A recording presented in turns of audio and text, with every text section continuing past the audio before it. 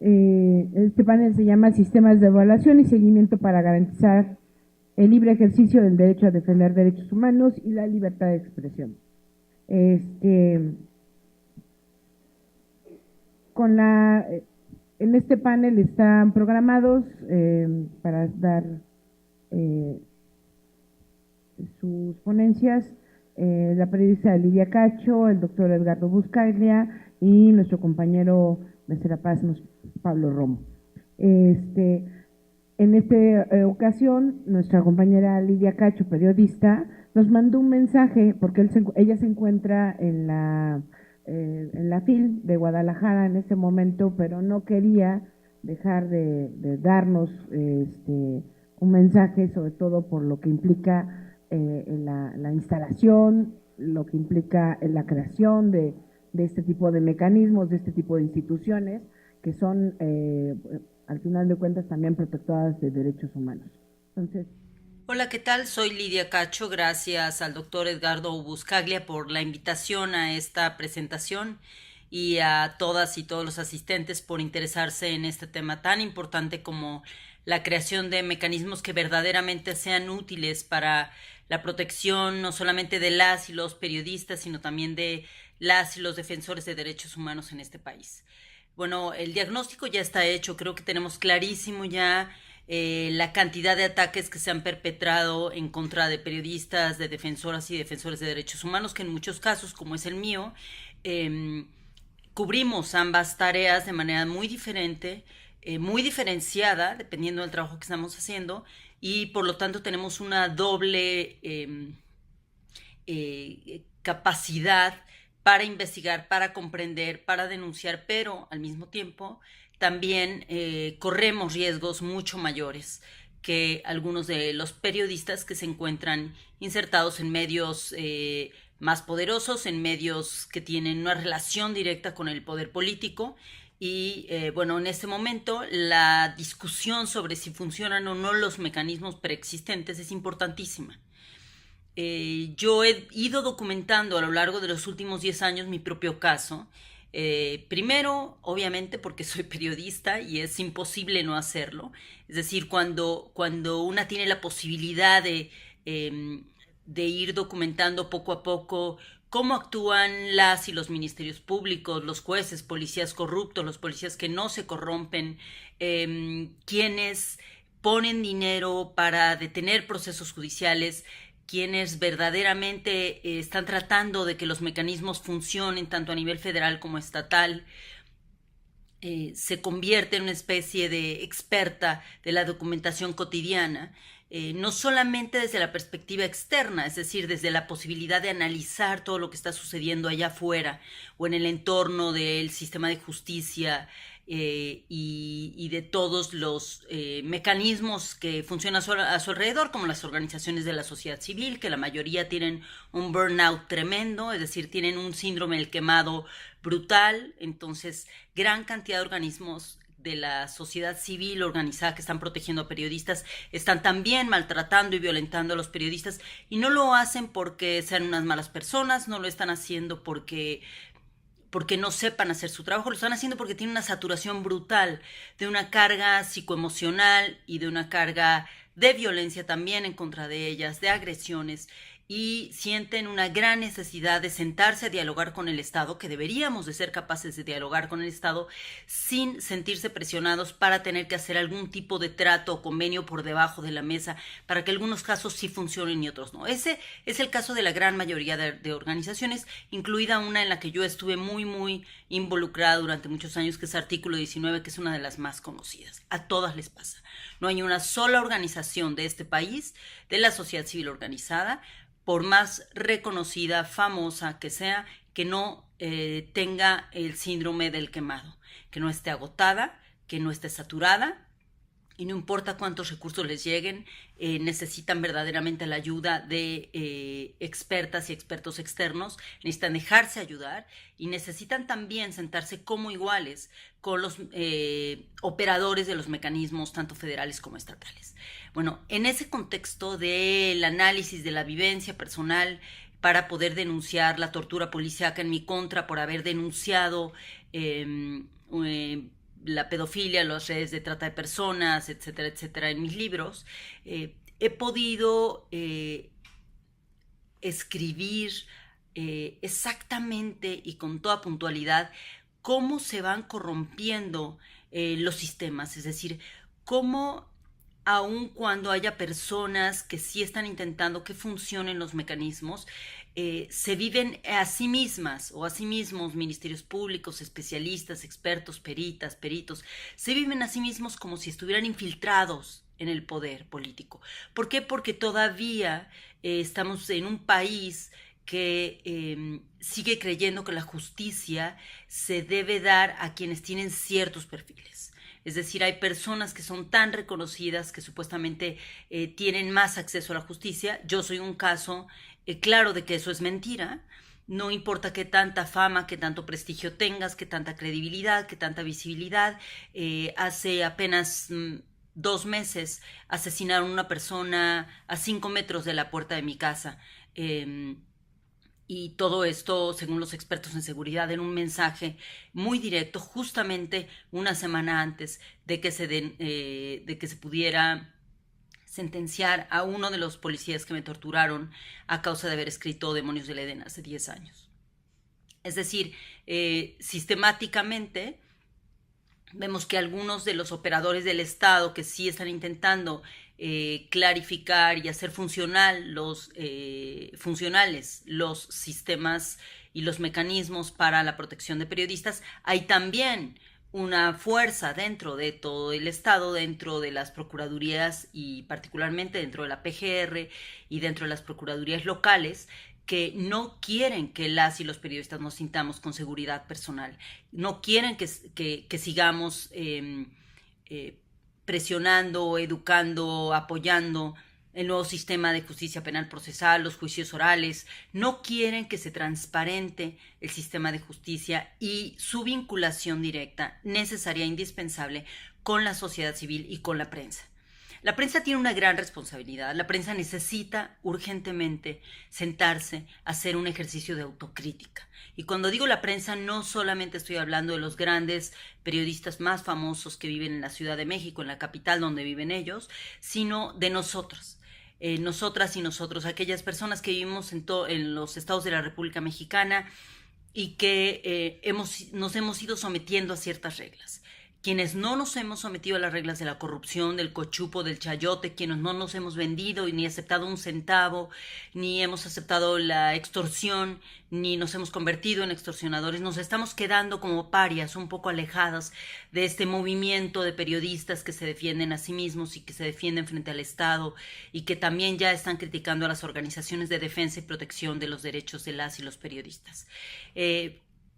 Nos seguimos enfrentando sin duda a el tráfico de influencias, es decir, hay algunos periodistas, tanto hombres como mujeres, que tienen un acceso inmediato, al igual que cualquier otro empresario, político o persona de la sociedad civil, a la justicia.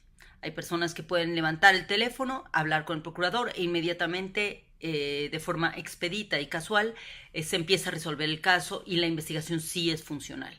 Habemos casos que no solamente no lo hacemos, sino nos negamos a utilizar los mecanismos del tráfico de influencias. Entonces, dentro de esta autocrítica indispensable, tanto del propio sistema, de los funcionarios públicos que tenemos frente a nosotros en este momento, que deben entender cómo sanear a este país, también tenemos que sentarnos a la mesa en una revisión personal sobre qué implica, qué significa y cómo resignificamos la ética pública, la ética política, la ética periodística, la ética de la defensa de los derechos humanos. La violencia nunca, jamás se va a poder abatir con el ejercicio de la violencia. La corrupción nunca se va a abatir con el ejercicio de la corrupción y tampoco con el ejercicio del tráfico de influencias. Entonces, yo agradezco muchísimo la presencia del doctor Edgardo Buscaglia aquí, que ha sido un compañero en la investigación de la delincuencia organizada y de sus vínculos también con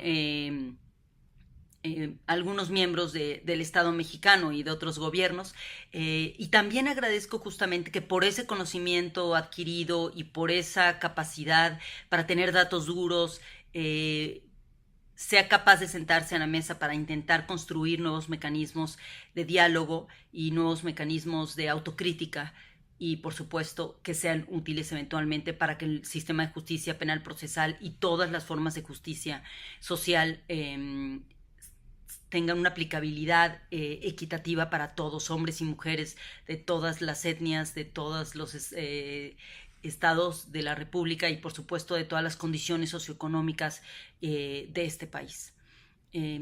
Seguimos adelante, no nos vamos a dar por vencidas, me parece que los mecanismos son importantísimos, creo que los mecanismos no pueden seguir victimizando a las víctimas. Recientemente, durante la denuncia de una de estas agresiones cerca de mi hogar en Quintana Roo, pedí ayuda a la organización Artículo 19, fuimos al mecanismo federal, nos sentamos durante horas, les expliqué las circunstancias y yo veía la cara de aterror que tenían algunos de estas personas que trabajan para el mecanismo federal, es decir, ellas y ellos también se sienten rebasados frente a estos niveles terroríficos de violencia asesina que estamos enfrentando.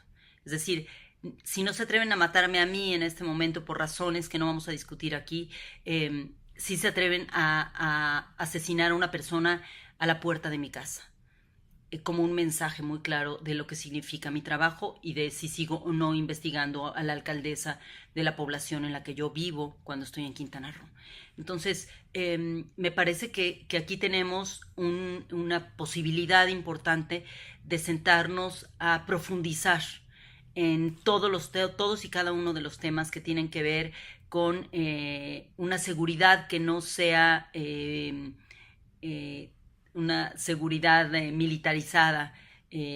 Necesitamos una policía que entienda que la ética también le funciona a ellos y ellas, a todos los miembros de la policía, porque el día que se quitan el uniforme y llegan a casa y dejan la mochila en la comisaría, son personas. Son individuos que pueden ser y son asaltados, agredidos, que tienen hijos e hijas, que van a la escuela y que también están exactamente en los mismos riesgos que cualquier otro niño o niña de este país.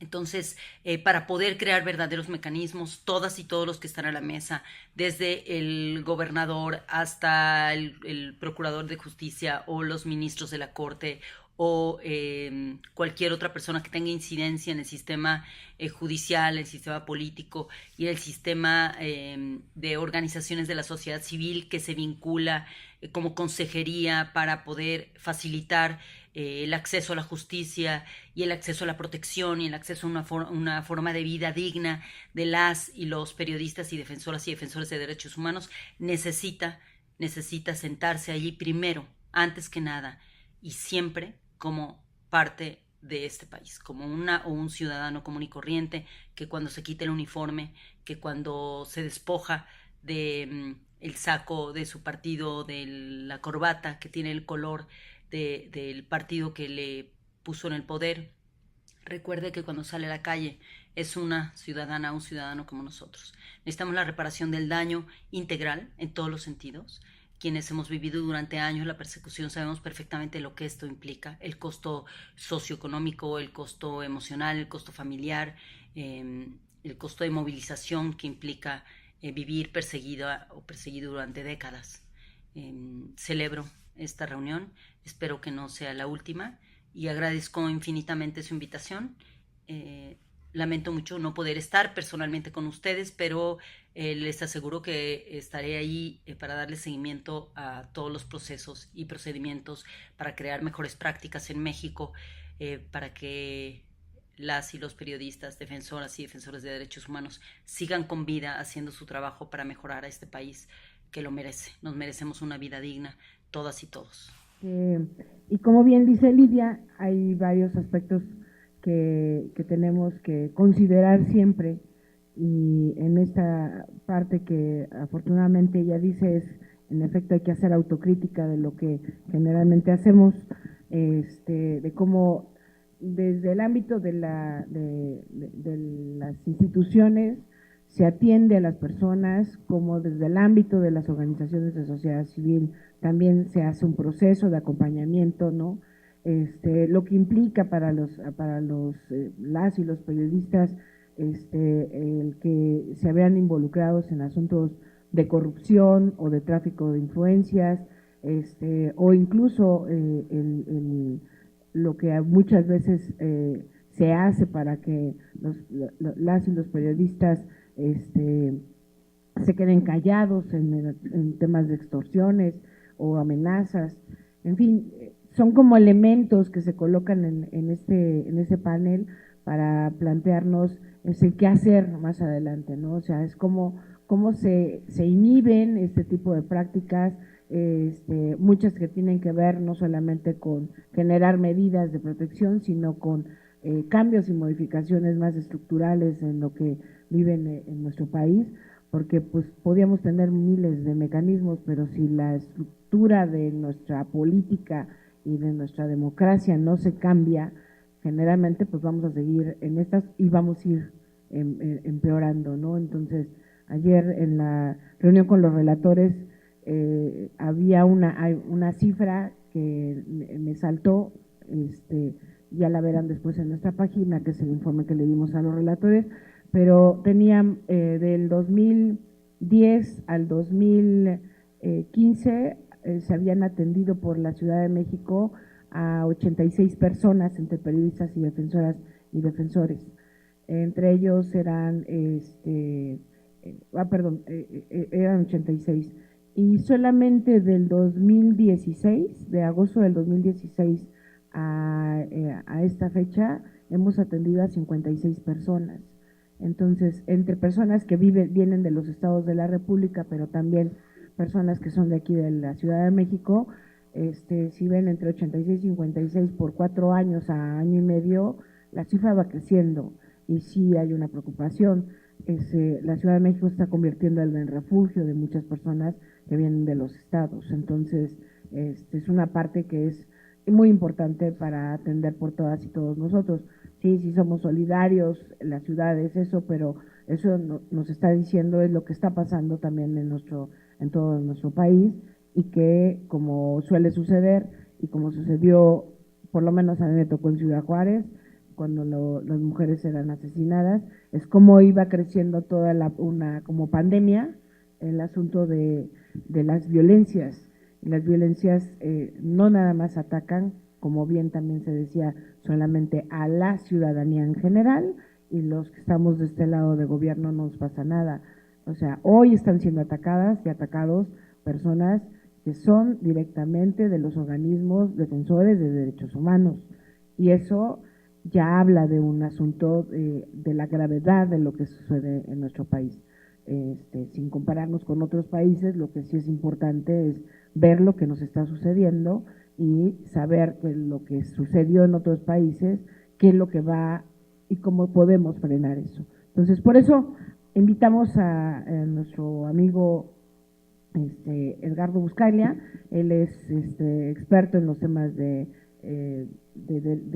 seguridad pública, de acceso a la justicia, de los sistemas judiciales, particularmente en lo que tiene que ver, siempre ligado al ámbito de cómo proteger los derechos de las personas y cómo construir con esos derechos democracias en nuestros países. Él es becario titular en Derecho y de Economía en la Universidad de Columbia en Nueva York. Desde el 2005 es profesor visitante de la Universidad Nacional de Buenos Aires y de la Universidad Nacional del Sur de Argentina. Es asesor de políticas públicas de gobiernos y asociaciones no gubernamentales alrededor del mundo y autor de textos académicos de políticas públicas y difundidos en varios idiomas. Su trabajo se enfoca desde 1991 en el análisis económico y legal de la delincuencia organizada internacional vinculada a la corrupción de los sectores público y privado. Dentro de estos ámbitos, el doctor Buscaglia ha brindado asesoría sobre estas políticas a gobiernos en 118 países, incluidos Afganistán, Colombia, la India, Jordania, Líbano, México, Nigeria, Rusia y Yemen. Actualmente realiza trabajos pro bono, o sea, gratuitos, como presidente del Instituto para el Instituto de Acción Ciudadana para la Justicia y la Democracia en México, y como miembro de la Junta de la Comisión de Justicia de la Vida Silvestre. Recibió formación legal, postdoctorado legal en el programa de Jurisprudencia y Política Social de la Universidad de California en Berkeley, y también recibió una maestría en Leyes y Economía y doctorado en Economía de la Universidad de Illinois en Urbana-Champaign. Bueno, Champaign. Con él, y ya que les diga él, dice, entonces se los dejo ahí con ustedes también. O Pablo, como ustedes gusten, y leemos lo de Pablo. Aparte de leerlo, también le doy introducción a Pablo. Pablo es defensor de derechos humanos desde hace muchos años en este país. Él viene, sobre todo trabajó muchas veces con las comunidades en Chiapas. Por ahí nos conocimos, por cierto, en alguna, ahí en la selva Lacandona, en una laguna, cuando se nos cayó, ¿cómo se llama? Aquella tormenta en la Convención Nacional Democrática con los zapatistas, ¿no? Además, en eso, bueno, Pablo ha hecho durante estos años, además, todo un proceso para mitigar, también ayudar a mitigar las áreas que tiene que ver con que las y los defensores estemos protegidos para generar y realizar toda nuestra labor. Es muy importante que también sepan que él estuvo en el mecanismo federal como consejo, como integrante del Consejo Consultivo del Mecanismo Federal, sabe qué es lo que implica construir una institución como estas, sabe lo que implica dar el proceso de acompañamiento con las y los víctimas, que lo que implica también el que haya no solamente instituciones, sino las políticas públicas y los recursos para que esto se lleve a cabo. Pero lo más importante es todo este proceso de acompañamiento a las personas que han sufrido agresiones, a agresiones o amenazas, por la labor que todas y todos hacemos como defensores de derechos humanos o en el ámbito del periodismo. Entonces yo, bueno, además es doctorante en Derechos Humanos por la UNED de la Universidad Nacional del,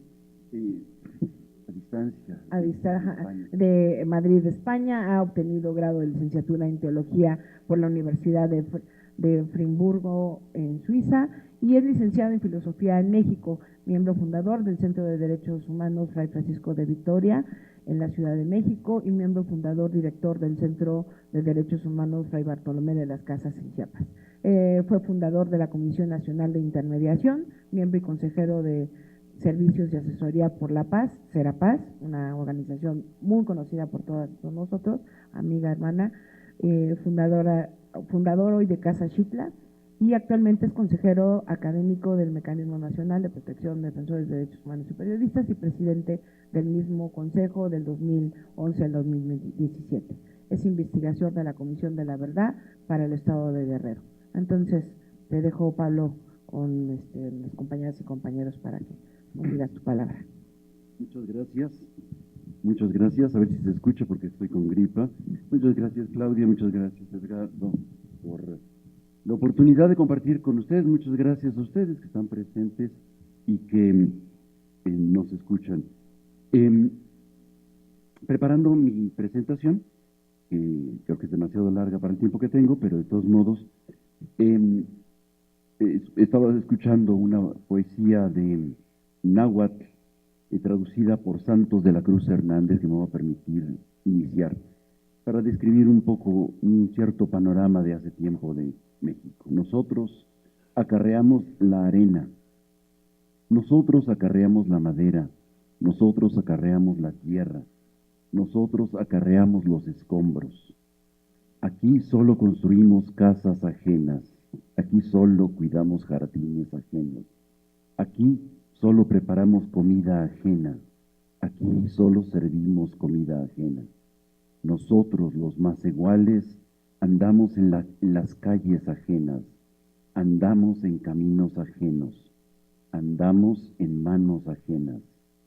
Vivimos sobre los cerros en donde no nace ni el agua, vivimos en las esquinas, algunos vivimos en los rincones de esta ciudad. El sembrador de maíz dice que ha venido a pedir una tortilla, dice que ha venido a pedir limosna. Hemos venido a prostituirnos, hemos venido a abandonarnos, hemos venido a dejarnos morir. Aquí andamos con mucha hambre, y dizque hemos comido cerros de tezontle. Aquí andamos con mucha sed y dizque hemos bebido un lago. Nosotros los maceguales, aquí hemos perdido nuestro maíz, hemos perdido nuestros símbolos, hemos perdido nuestra huella, hemos perdido nuestra memoria, hemos perdido nuestro idioma. Por eso andamos mudos, por eso andamos sordos, por eso andamos ciegos, por eso andamos separados, por eso andamos solos en esta ciudad. Me pareció muy pertinente este fragmento de Presagio, se llama, para que lo busquen por ahí, traducido por Santos de la Cruz, que revela claramente cómo estaba la situación después de la conquista y cómo vivían los maceguales, es decir, la clase media del pueblo de esta gran ciudad de Tenochtitlán, y cómo quedaron. Quedaron mudos, quedaron sin quien los representara, sin quien los defendiera. Y creo que la persecución que hay contra periodistas y defensores contra la libertad de expresión puede generarnos por segunda ocasión, o quizá por tercera ocasión, en la misma situación que estaban después de la conquista estos maceguales. El día de hoy me han pedido hablar sobre el sistema de evaluación y seguimiento para garantizar el libre ejercicio del derecho a defender derechos humanos y la libertad de expresión. Creo y quiero iniciar esta presentación en un primer momento con algo más marcos teóricos, un poco más dónde estamos, desde dónde estamos partiendo y las dificultades que estamos descubriendo que hay. Es importante iniciar describiendo quiénes son los defensores y las defensoras de derechos humanos, quiénes son las personas defensoras de derechos humanos y cuál es el estándar internacional y cuál es el estándar internacional para los defensores del derecho a libertad de expresión y cuáles son las medidas de protección, los espacios de protección y los sistemas de evaluación internacional que existen. Creo que en este seminario es importante hablar de ellos, recuperarlos. Muchos de ustedes seguramente lo conocen. Permítanme simplemente avanzar en ellos diciendo quiénes son los defensores. Son los individuos y los grupos y las instituciones que contribuyen a la eliminación efectiva de todas las violaciones de los derechos humanos y las libertades fundamentales de los pueblos y los individuos. Esta es la definición estricta de Naciones Unidas. La Comisión Interamericana de Derechos Humanos, a su vez, estableció que toda persona que de cualquier forma promueva o procure la realización de los derechos humanos y las libertades fundamentales reconocidos a nivel nacional e internacional deben ser consideradas como defensoras de derechos humanos. Estas dos amplias definiciones, en el fondo, van a incorporar y van a dar la posibilidad de aquello que es práctica y que tiene que ser práctica incorporada para nosotras y nosotros en el uso y en el ejercicio de los derechos humanos, es decir, la autodefinición, la reconocimiento de nuestro carácter de defensora y defensora. No es el Estado quien nos denomina y nos reconoce a nosotras y a nosotros, es la autodefinición que nos aproxima a esto. Y esto es importante sobre todo por los descalificativos que hay a partir particularmente de ciertas organizaciones que están combatiendo a los defensores, junto con algunas autoridades que no han leído y que no conocen o que no quieren reconocer. Esto es importante como punto de partida. Después, segundo, ¿cuáles son las instituciones, cuáles son los sistemas que nos van a permitir recuperar los estándares internacionales y dar reconocimiento a la labor que hacen los y los periodistas, los y las defensoras de derechos humanos? Dentro del sistema universal están, dentro del sistema universal, es decir, de Naciones Unidas, está una figura muy importante que ha cobrado en los últimos 18 años, una gran relevancia, que es el relator especial para la defensa de los defensores, de las personas defensoras de derechos humanos. En este momento, quien está de relator es Michel Forst, quien vino en enero pasado y que generó un informe del cual voy a hacer algunos comentarios que me considero relevantes para nuestra sesión de ahora. Pero vale muchísimo la pena, y particularmente las definiciones que establece Huma Yulami, pakistaní, que es la que inaugura estas relatorías. Después está Margaret Sehania, quien también da continuidad a estas definiciones y las fortalece a partir de una serie de documentos que van a ser nuestros marcos internacionales del sistema universal para poder consolidar el derecho a defender derechos humanos. Y por supuesto está la declaración de las y los defensores de derechos humanos en su ejercicio. Creo que estos serían, digo, para nosotros, los marcos teóricos, los marcos jurídicos vinculantes que tenemos dentro del sistema universal, que es absolutamente indispensable que todas y todos nosotros los tengamos en el bolsillo para cuando salimos a la calle en este país. ¿Cuáles son las funciones que establece y que hace un relator y que, del cual después voy a hacer comentarios? Es recabar, recibir, examinar información, así como responder a la misma sobre la situación de las y los defensores de derechos humanos. Establecer una cooperación y entablar un diálogo con los gobiernos y otros agentes interesados en la promoción y protección de la Declaración de los Defensores de Derechos Humanos. Recomendar estrategias eficaces para proteger, mejorar a los y las defensoras de derechos humanos y dar seguimiento al cumplimiento de esas recomendaciones, e integrar una perspectiva de género en toda la labor relativa a su mandato. Estos son, de alguna manera, a grandes rasgos, el mandato que tiene este relator y del cual vamos a recuperar al final las recomendaciones, porque son muy interesantes y creo que valen mucho la pena que inaugurando este seminario las tengamos muy en cuenta. Por otra parte, tenemos dentro del sistema regional, es decir, de la Comisión Interamericana y de la Corte Interamericana, todo el sistema de naciones de la OEA, tenemos en este momento, bueno, al relator sobre defensoras y defensores de derechos humanos, a José de Jesús Orozco Enríquez, que también estuvo aquí y que vendrá seguramente muy pronto también para dar continuidad a los dos informes que ya se han establecido y que han hecho desde el sistema de OEA. Desde esta relatoría se elaboran varios informes y se da seguimiento a las medidas cautelares. Esto es muy importante, porque va a ser una medida de protección. Y que hace poco presentaron un informe, y esto vale también muchísimo la pena, digo, para quienes están iniciándose en el tema, que quieren mayor formación y que quieren tener los marcos desde los cuales hay que estar superpilas, diríamos, serían este último informe sobre criminalización que hizo la relatoría, se llama la criminalización de los y las defensoras de derechos humanos y periodistas y quienes están en situación de riesgo, y este informe vale mucho la pena conocerlo porque es la manera como se tematiza ya lo que las autoridades de alguna manera tienen como hábito en muchos espacios criminalizar a defensores, como en el caso de Lidia, como en el caso del rector de la UAM en el estado de Morelos, como en el caso, que van judicializando, que van en el nombre de la legalidad y en el nombre del estricto apego a derecho, empiezan a hostigar jurídicamente a las y los defensores de derechos humanos. Lo sabemos muy bien.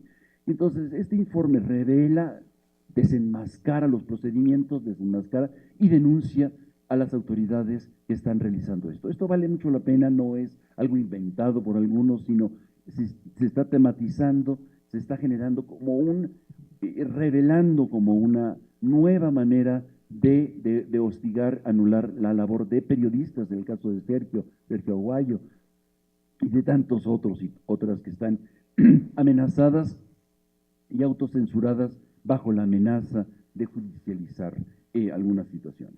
Este informe vale muchísimo entonces la pena. Esta es parte del segundo sistema que estamos diciendo, en donde el marco desde el cual nosotros vamos a estar encontrándonos para poder defender y defendernos de los ataques y decía yo, otro mecanismo importante de protección no solamente son las relatorías y los informes, sino fundamentalmente las medidas cautelares. Hoy en este país existen decenas de medidas cautelares establecidas desde el sistema de la Comisión Interamericana para poder proteger defensores, periodistas en situación de riesgo. A través de las medidas cautelares se obliga al Estado mexicano a que den protección de alguna manera. Ahora, después vamos a ver la eficacia. Ahorita por lo pronto, estos son los marcos desde los cuales estamos nosotros ubicándonos. Y ciertamente, estas medidas van dándose seguimiento tanto en la Comisión Interamericana en Washington, como después, en su momento, si es necesario, a través de la Corte en San José. Las medidas van a ser exigir al gobierno protección. Ahora, ustedes me van a decir, ¿cómo va a ser? Si es el Estado mexicano el que está amenazando a tal periodista o a tal defensor, ¿cómo va a ser el mismo que proteja? Es parte de la paradoja, pero es parte también de la situación de aprovechar las contradicciones internas que tiene el propio Estado para poder encontrar los resquicios en donde ubicarnos y poder buscar cierta protección hasta donde se puede. Segundo momento de mi presentación, me gustaría hablar ya muy en concreto, aunque ustedes lo van a estar escuchando a lo largo del seminario con la presencia de la titular, de Pati Colchero, pero me gustaría, desde de mi experiencia, que fueron 5 años como miembro del Consejo Consultivo del Mecanismo Federal, y como presidente de los últimos 3, de revelar algunas cuestiones que son fundamentales para quienes están iniciándose o quienes quieren profundizar más en la manera como se ha determinado por caminar para la protección de defensoras y defensores. En este sentido, quiero recomendar a quienes están iniciándose en este proceso y los que no, pues profundizan, en un librito que escribimos varios, hay de todo, es como los tamales, en defensa de periodistas y defensores de derechos humanos en riesgo. Lo publica la CNDH y Tirán. Se llama En defensa de periodistas y defensores de derechos humanos en riesgo. Es muy interesante porque, bueno, tiene las opiniones de muchos de los actores que hemos estado desde dentro del sistema de protección federal y que puede de alguna manera darles a ustedes pistas, darles consejos y recupera algunas cuestiones importantes para la protección de personas defensoras de derechos humanos y periodistas. Yo participo como un artículo de la historia y de la historia de cómo se empieza a generar cómo se genera este mecanismo y por qué llegamos a este mecanismo. Antes de tener este mecanismo, que es decir, hace pocos meses, más de 6 años, bueno, no había nada. Y van a decir, bueno, es que el mecanismo no sirve para nada, hay que tirarlo a la basura, y todos los mecanismos hay que tirarlos a la basura porque no sirven para nada. Podemos hacerlo, sí. Regresamos hace 6 años. Hace 6 años y antes más, cuando Claudia me contaba de cuando nos conocimos, pues estábamos en Chiapas y decíamos, lo quieren matar a tal periodista, lo quieren matar a tal defensor o defensora. Pues lo que pedíamos a nuestros aliados, amigos a nivel internacional, eran cartas de apoyo. Ustedes están muy jóvenes para acordarse de eso, pero habrá por ahí alguien que se acuerde que todavía las cartas y las acciones urgentes se acuerdan de esas cosas. Acciones urgentes, y entonces Amnistía Internacional, nuestros amigos, las iglesias de quién sabe dónde, la universidad de quién sabe dónde, escribían alguna carta al gobierno suplicando que cuidara y protegiera. Era pura cuestiones declamatorias y de uso de presión política internacional. ¿Sí? Acudían a las embajadas, etc. Y se fue formalizando. Y se genera y llegamos a lo que son los mecanismos. Existen solamente 2 y creo, ahí vamos a disputar un poquito, existen 2 en el país, uno el mecanismo federal y otro en el de la Ciudad de México. Yo, lo sabe Claudia y lo saben todos, mi postura es estar en contra de los mecanismos estatales porque es multiplicar la burocracia multiplicar así como la CEAB, que andaba por aquí Rochín, y multiplicarlos, participarles de la situación. Es en el fondo la multiplicación de la burocracia de las víctimas. Y creo que esto es muy, muy malo.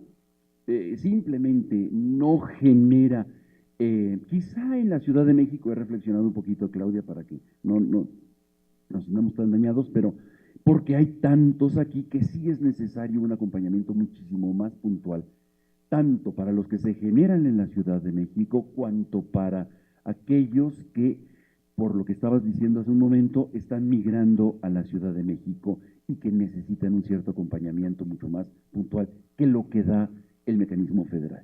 Habrá que pensarle, habrá que seguirle pensando.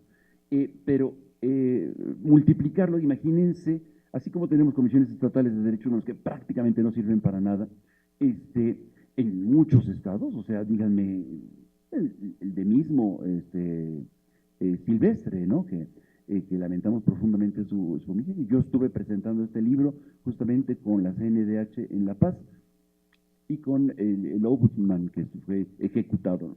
Yo creo que hay que distinguir que fue ejecutado, no fue un simple homicidio, estaban buscándolo a él directamente y seguramente por su labor como ombudsperson.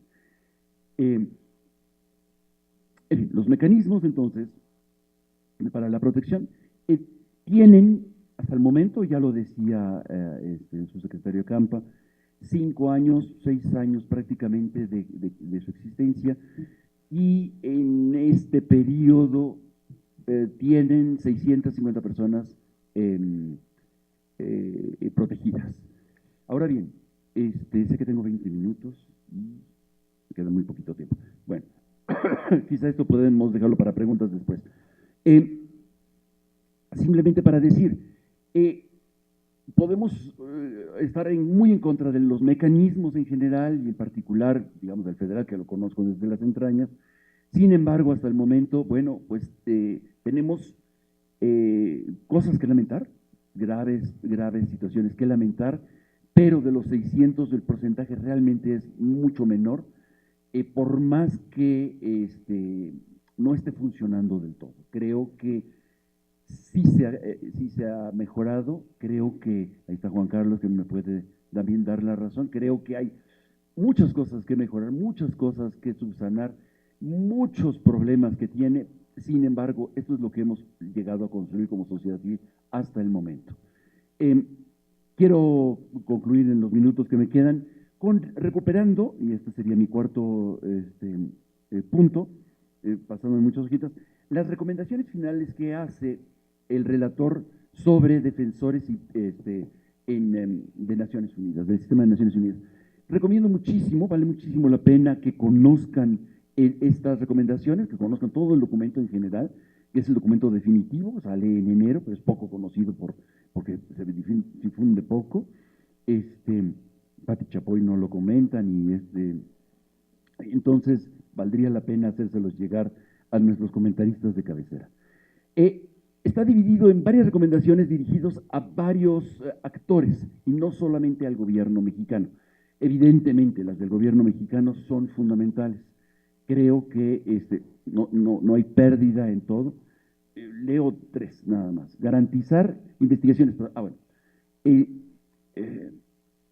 Evidentemente, todo esto no existiría, todo esto que estaríamos, y este seminario no existiría, si no hubiera una impunidad del 98%, ¿no? En el país. O sea, creo que lo que estamos haciendo aquí nos da trabajo la impunidad a nosotros, ¿no? Pero a la mayoría del país le da vergüenza y miedo, y da terror y genera una descomposición espantosa en el país. Y por eso justamente hay muchos que claman sin conocer en lo que está sucediendo ahorita en el Congreso, la aprobación de una ley de militarización, que debemos todos que reprobar, debemos todos que decir no a esta ley de seguridad interna, porque nos va a continuar encaminados por el camino que ya estábamos desde hace 10 o quizá 20 años. Yo puedo hablarlo desde Chiapas entonces puedo decirles desde hace muchísimos años más. Entonces, la impunidad es el gran problema que está generando todos estos mecanismos.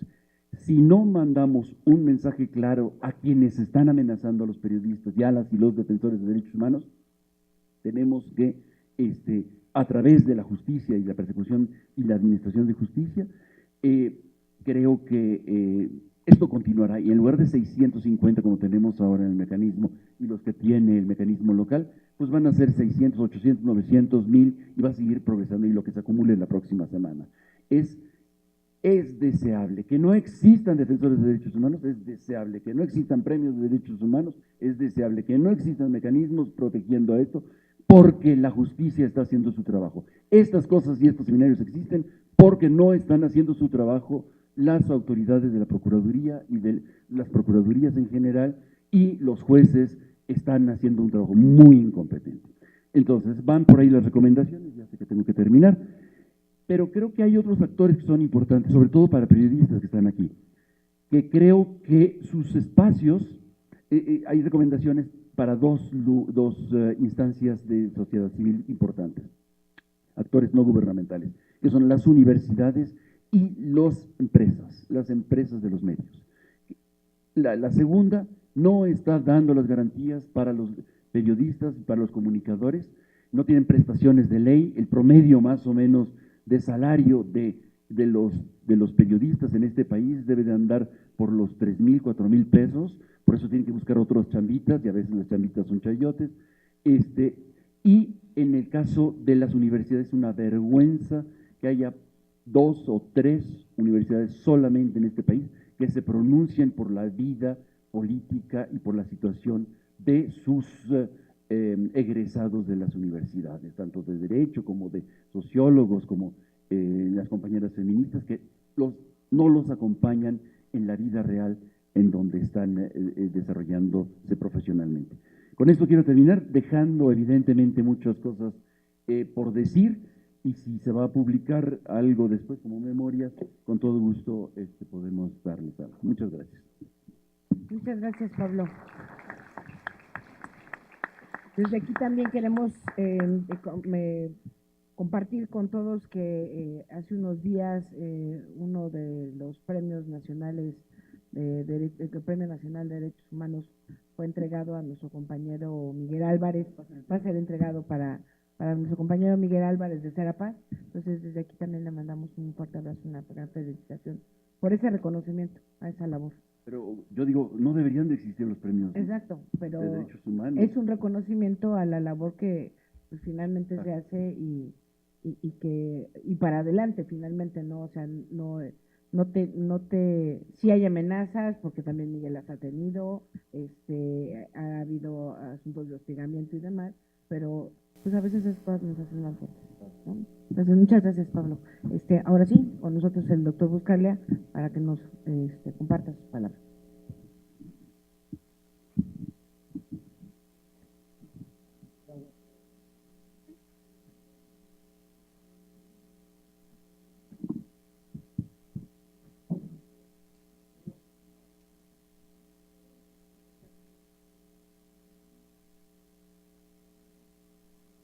Se prendió la lucecita y ahora sí funciona. Muy bien. Buenos días a todas y a todos. Es un enorme placer estar de regreso a mi segunda casa, México. No es que me lo autoadjudique la casa, sino que me han dicho que es verdad, que mi segunda casa es México. Así que feliz de estar de regreso con ustedes. Le agradezco enormemente a la directora Claudia Cruz Santiago y a su maravilloso equipo. Acá atrás, Zoila, Aurora y todo el maravilloso equipo que logró movilizarme desde Turquía hasta una ciudad en los Alpes que se llama Chervinia para cambiarme de ropa, para que se me vea mejor que en Turquía, y estar acá después de 2 días de viaje. Así que vale el esfuerzo, porque este evento de alguna manera sintetiza los esfuerzos enormes que está realizando algunos sectores del Estado mexicano y grandes sectores de la sociedad civil mexicana, representadas, por ejemplo, por Pablo Romo, ahí sentado a mi lado. Uno, antes de hablar, tiene que aprender. Por eso me gusta hablar último, después que escucho a mis colegas hablar antes que yo. Entonces las palabras de Claudia, de Pablo, han sido enormemente útiles para decir lo que voy a decir ahora. O sea que me voy a parar en los hombros de ellas y de ellos. Voy a mencionar a Lidia más tarde, porque Lidia es un caso especial, por varias razones. Yo pertenezco a un ambiente académico, que es el que mencionó Claudia, pero también pertenezco a organizaciones de sociedad civil. En México, obviamente, como presidente del Instituto de Acción Ciudadana, pero en otros países también. Hay acá un periodista holandés que está sentado ahí atrás.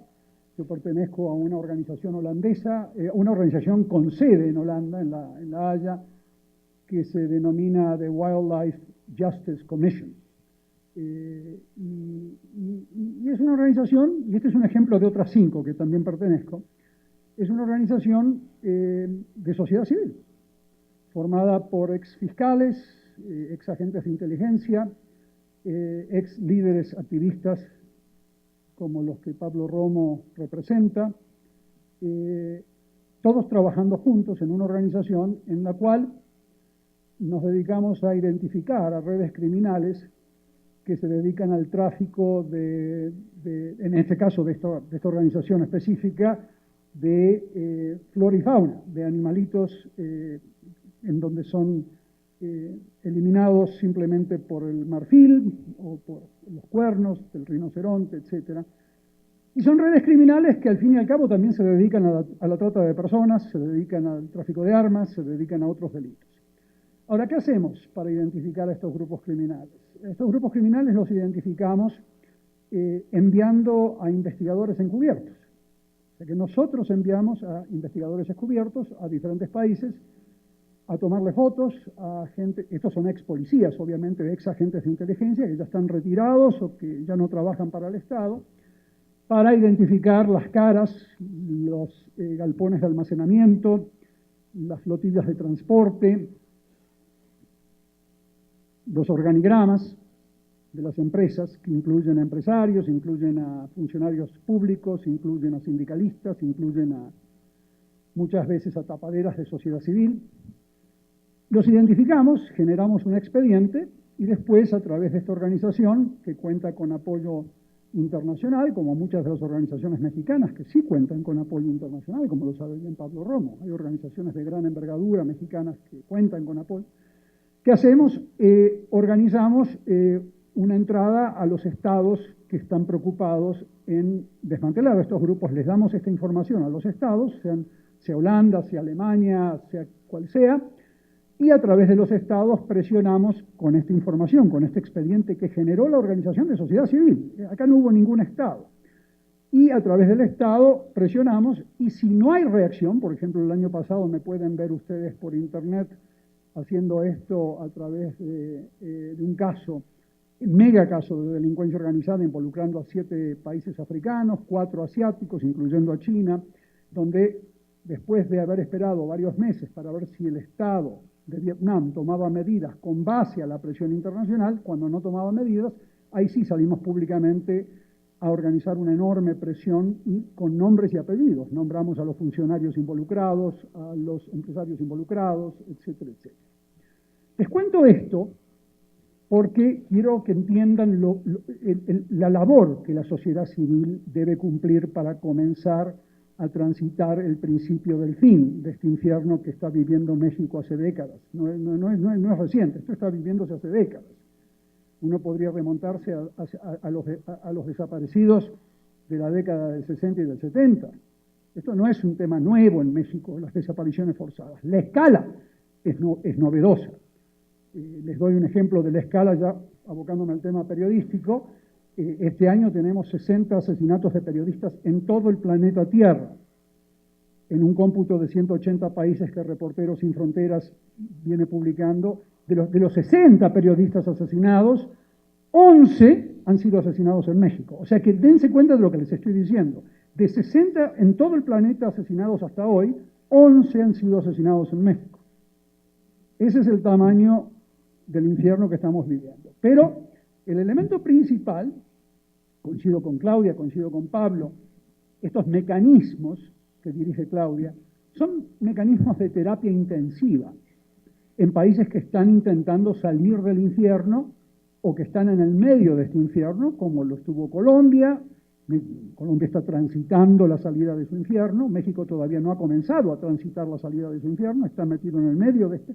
Afganistán, Siria, Indonesia, son países en donde las instituciones fallan en todos los ámbitos y por lo tanto surge el espasmo institucional necesario, terapia intensiva, que es los mecanismos. Hay otros casos, ¿no? Todos estos organismos de transparencia, son organismos que surgen carísimos como producto de las fallas en todas las demás instituciones. ¿Entienden lo que les digo? Entonces, tenemos que entender la situación de esta manera. Ahora, el rol que tienen que cumplir estos mecanismos, y aquí me gustaría que la colega que está atrás mío, si me ayuda un poco con la presentación, vean ustedes, esta es la ley que rige el trabajo de la directora, la ley de protección. Esta es la ley de protección, la primera, por favor, ahí está. Implica que el mecanismo tenga que promover la garantía de derechos, proteger derechos, el respeto a derechos, que son 58 derechos humanos, 58 derechos humanos que va desde el derecho a la vida, el derecho de propiedad, la protección económica, la protección psicosocial, todos estos derechos humanos, son 58 derechos humanos ligados a periodistas y a defensores y a defensoras de derechos humanos. Es un trabajo ciclópeo, garantizar a las personas defensoras de derechos humanos, periodistas y colaboradores que se encuentran fuera de su lugar de origen, por ejemplo, fuera de la Ciudad de México, que vengan a México y que encuentren refugio en la Ciudad de México. Es un trabajo ciclópeo. Sigamos un poquitito más, por favor. Establecer la responsabilidad de los entes públicos del Distrito Federal para implementar y operar, o sea, de la Ciudad de México, para implementar y operar las medidas preventivas, medidas de protección urgente y de carácter social. Fíjense la responsabilidad que recae en los hombros de la directora y de su equipo. Yo me dedico a evaluar si las leyes que son aprobadas con grandes bailes y fiestas en las asambleas y en los parlamentos y en los congresos de todo el planeta, en 118 países, yo me dedico a averiguar si esa ley tan bonita que ustedes tienen frente a sí, quedémonos en la previa, por favor. Ahí está, gracias. Yo me dedico a averiguar si esas leyes, tal como están soberanamente redactadas por la Asamblea de la Ciudad de México, si tienen posibilidad de ser implementadas en la práctica. A eso me dedico, a averiguar cuál es la brecha entre la ley en los libros y la ley en acción. Y la pregunta que ustedes ya se imaginan que yo voy a hacerles a ustedes es, ¿tiene la posibilidad la directora de implementar esta ley con los recursos que ella tiene? La respuesta se las doy de inmediato y se la voy a ir respondiendo a la directora en los próximos 15 días para mantenerla en suspenso. La respuesta es no. No tienen los recursos necesarios. El único mecanismo que tiene los recursos necesarios en el planeta, hasta excesivos, es el de Colombia. Y que los colegas colombianos, la colega y el colega Botero, van a estar conversando con ustedes en presentaciones y no voy a estar entrando en el tema colombiano, pero digamos que el mecanismo colombiano es el único mecanismo que funciona de acuerdo a las prácticas y al texto que establece esta ley, y funciona en parte por la capacitación de sus elementos, que son 900, ¿no? Más o menos, 900 personas, y del cuantioso presupuesto que después ellos les van a comentar que les permite trabajar. Eso es lo primero que hay que preguntar. Yo saqué un doctorado en análisis económico del derecho, entonces siempre estoy averiguando cuáles son los recursos necesarios para que el derecho se haga realidad en la vida de ustedes. ¿Puede ella proteger, garantizar los derechos en todos esos ámbitos que se enumeran en la ley con los recursos que ella tiene? No. Por lo tanto, la valentía de la directora y la de su equipo son enormes. Son como esa oficinita de Elliot Ness, que les gusta caricaturizar en el gobierno mexicano, que están ahí rodeados de mafiosos. Y cuando digo rodeados de mafiosos, estoy diciendo rodeados de mafiosos. La mafia es un fenómeno de Estado, no es un fenómeno privado del Chapo Guzmán. Entonces, acá viene una de las premisas fundamentales que quiero compartir con ustedes. La violencia contra periodistas y contra activistas defensoras de derechos humanos. Ese tipo de violencia que va desde el homicidio, el feminicidio, los actos de violencia en todas sus magnitudes, desde la violencia psicológica, la violencia patrimonial, el hecho de perder el trabajo también, es una violencia que se genera por delincuencia organizada de Estado. Entonces, en cada uno de esos actos de violencia, que después yo les voy a mostrar con números al final de esta presentación, hay una red criminal de Estado detrás, similar a la que Lidia Cacho, una de las periodistas que yo realmente admiro en este país, sufrió en carne propia hace años y continúa luchando contra eso.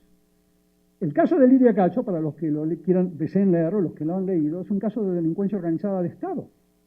La red criminal es una red de funcionarios criminales que no se limitan a la policía. Tienen vínculos directos a responsabilidad del mismo gobernador. Ahora les voy a dar una novedad. El caso de Lidia Cacho es un gobernador y una red criminal de policías y funcionarios. En todos los casos que yo conozco en México, documentados por Ricardo Ravelo en un libro donde tienen ahí decenas de periodistas asesinados, desaparecidos, todos esos casos son similares a los de Lidia Cacho. Los gobernadores están directamente por responsabilidad vinculados. Esto saldría a la luz si tú tuvieses a decenas de Lidias Cachos en cada estado. Lamentablemente no lo hay, por lo tanto no salen los gobernadores a enfrentar un proceso de rendición de cuentas judiciales como si lo han imperfectamente y muy imperfectamente enfrentado en el caso de Lidia. Dense cuenta del tamaño del monstruo que ustedes están enfrentando. No es casual que la directora Claudia Cruz no tenga recursos para llevar adelante su labor. Es que está diseñado el sistema de impunidad para que ella nunca obtenga esos recursos. En la medida que el pacto político de impunidad mafioso, confeso por Navarrete, Carlos Navarrete, que es un político mexicano, tengo entendido, ¿no? Me estoy equivocando de primer nombre, Carlos Navarrete. Confeso al aire con Carmen Aristegui hace 3 años. El pacto de impunidad mafioso mexicano va desde la misma oficina del presidente hacia abajo. Y así es en Afganistán, así fue cuando yo trabajaba en Colombia en los años 90, donde la oficina del presidente estaba infiltrada. Acá tengo una colombiana, así que voy a tomarme atribuciones. El tema es que ustedes tienen un problema de un pacto de impunidad mafioso, que si no lo rompen, como lo empezaron a romper los colombianos, si no lo rompen, el mecanismo, tal como está establecido, jamás va a funcionar como lo indica la ley. Claro, se manifiesta en que no tiene suficientes recursos, se manifiesta en donde cuando ella pide colaboración a otras entidades, la colaboración es más que pasiva, pero todo forma parte de síntomas de ese pacto político de impunidad mafiosa, en donde se pisan la cola secretarios de Estado, gobernadores, diputados, senadores, y por lo tanto, de la manera tan elegante que lo hacen siempre en México, te dicen que no sin decirte que no. México es el país más sofisticado junto a Japón, nunca dicen que no. Entonces, nunca te dicen que no. Qué interesante, doctor, pero como me dijo ahora el secretario Campo, el subsecretario Campo, siempre me dice que interesante, pero al final de cuentas yo no veo que ninguna de las recomendaciones que yo vengo dándoles a ustedes desde hace muchos años se esté implementando. Recomendaciones que ha implementado Colombia, está implementando hasta Macri en Argentina, está comenzando a implementarlas por presión. Todavía acá en México no hemos comenzado ni de ahora. Entonces, esto quiero que quede bien claro, porque si no, no se entiende por qué es que estos mecanismos adolecen de estas fallas que mencionaba Pablo al comienzo de su presentación. No es que no tenga voluntad, ni la directora, ni los miembros, ni el consejo, es que hay un problema, hay un pacto de impunidad político-mafioso vigente, como lo había en Italia por muchas décadas. En Italia vivieron bajo un pacto político de impunidad mafiosa que llegaba a la oficina del primer ministro Andreotti, que fue sentenciado en primera instancia cuando se rompió ese pacto político de impunidad. Ustedes van a ver a miles de casas blancas procesadas, espero que pronto, y van a ver a funcionarios, desde presidentes hacia abajo, procesados por delincuencia organizada. Lo van a ver, no tengo ninguna duda. Y ese día voy a estar yo en primera fila, porque ese es el elemento, el pacto político de impunidad que ustedes están sufriendo, que lo sufrió Colombia por décadas. Va a terminar, no tengan ninguna duda. Entonces, estos mecanismos van a empezar a funcionar, pero hay que prepararse para que funcionen. La sociedad civil tiene que comenzar a prepararse para actuar como la sociedad civil operativa que yo les mencioné de Holanda, o la sociedad civil operativa que audita a todos los municipios y a todos los estados en Brasil. Les audita el presupuesto, les audita las contrataciones públicas, donde la delincuencia organizada mete el 25% de sus dineros sucios. En Italia, el 27% de los dineros sucios de la delincuencia organizada se mete a través de contrataciones públicas. Entonces, la sociedad civil comenzó a auditar en Italia, en Brasil, en Colombia, auditar, no escribir reportecitos o observatorios ciudadanos, sino a auditar, a investigar, a gestionar bienes decomisados. En Italia, ustedes tienen que todo bien decomisado o extinguido es recibido por redes de sociedad civil para brindarle servicios a víctimas. O sea que el juez está obligado a reasignar el bien decomisado a redes de sociedad civil para que la sociedad civil chambee, que no esté hablando todo el tiempo como Wallace, Morera, Javier, chambee, que esté usando los bienes decomisados para darle servicio y protección a los periodistas, que no tenga que ser la directora con una infraestructura pequeña. ¿De cuántas salas tienes tú, habitaciones para periodistas? ¿Cuántas tendrás? Para que duerman. 6. O sea, imagínense, esa infraestructura decomisada es usada para refugiar a víctimas, no solamente de violencia contra periodistas, víctimas de trata. Esa infraestructura decomisada forma parte de redes de sociedad civil que no pueden usufructuar, pero sí tienen que gestionar a la propiedad para brindarle servicios a víctimas de todo tipo.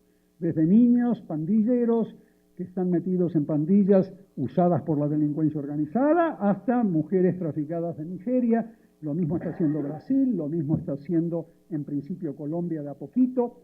Eso todavía no ha sido, no se comenzó a transitar en ese sentido todavía en México, lamentablemente. La sociedad civil en México es muy adolescente, porque ustedes acaban de salir de 70, 80 años de un autoritarismo implícito, todavía no salieron, cada vez más la sociedad civil está despertando, está avanzando, hay grandes progresos, está avanzando la sociedad civil, está avanzando, hay que reconocer los avances, pero lejos de estar en el ámbito operativo de gestión de decomisos, de auditorías técnicas. Y bueno, lo estamos intentando. Vinimos hace 1 año y medio aquí con el Instituto de Acción Ciudadana a intentar implementar auditorías ciudadanas con 3 delegados de la Ciudad de México. Creo que las 3 pertenecían a Morena, o uno al PRD, y no recuerdo, porque yo no me meto en partidos políticos en México porque me lo prohíbe la Constitución, pero implícitamente digo lo que tengo que decir. Eran de Morena o del PRD, de los dos. Y fuimos a llevarles las auditorías ciudadanas de Brasil, de Italia, para que sepan auditar a los presupuestos, la ejecución de presupuestos, las contrataciones públicas. Y como siempre te dicen, te invitan a los hoteles a comer, rica comida, te dicen qué interesante doctor. Monreal estaba entre ellos, estaba la de Tlalpan, que no recuerdo su nombre, había varios, ahí estaba el famoso borracho bueno, había varios, los invitaban. Pero mi objetivo no era comer con ellos, mi objetivo era ir y interactuar con la sociedad civil. Entonces yo pregunto, junto a Claudia, ¿dónde están las asambleas ciudadanas? Porque acá hay asambleas ciudadanas en la Ley de Participación Ciudadana. Ah, sí, doctor, sí, nos habíamos olvidado, asambleas ciudadanas. Bueno, me llevan con las asambleas ciudadanas. Y los contralores, que son los auditores, deberían ser elegidos a mano alzada, como en Brasil, como en Argentina, como en Italia, a mano alzada de la asamblea. ¿Quién vota? No, acá los designa el pinche jefe de gobierno. O sea que ya de entrada es autoritario fascista el proceso. ¿Por qué un contralor ciudadano lo tiene que elegir el jefe de un gobierno? Es un conflicto de interés. Y ya la ley es defectuosa. ¿Se dan cuenta de lo que les digo? Pero hicimos el ejercicio porque la idea es hacer un piloto. Hicimos un ejercicio de Asamblea Ciudadana, les explicamos en qué consistía una auditoría, todo en teoría se lo explicamos. Cuando quisimos pasar a la práctica, que es un tema que sufre todos los días Claudia, cuando trata de llevar adelante un poco la implementación de esta ley en acción. Cuando quisimos llevarlo a la práctica, obtuvimos respuestas, hasta te diría, tiernamente sinceras. Desde Monreal, que nos dice que no se puede realmente darle tanto control al ciudadano, hasta, ¿Monreal de dónde es? ¿De PRD o de Moreno o del PRI? Yo no sé, creo que es del PRI, ¿no? Pasa que yo no me meto en política, y como no me meto en política, no sé. Anda brincando. Bueno, ese es el problema más grave que tienen, porque si la ciudadanía, si la sociedad civil no se protege a sí misma, y ese es mi mensaje, van a seguir asesinándoles a sus periodistas, les van a seguir asesinando a sus activistas de derechos humanos. Si la sociedad civil no puede auditar, no puede gestionar bienes decomisados o extinguidos, no puede investigar como hacemos con este grupo holandés, si ustedes no logran operativizarse, el Estado no los va a reemplazar, especialmente cuando el Estado está capturado en 1000 fragmentos, donde cada uno de esos fragmentos es una red criminal. Ustedes tienen más asesinatos que Colombia.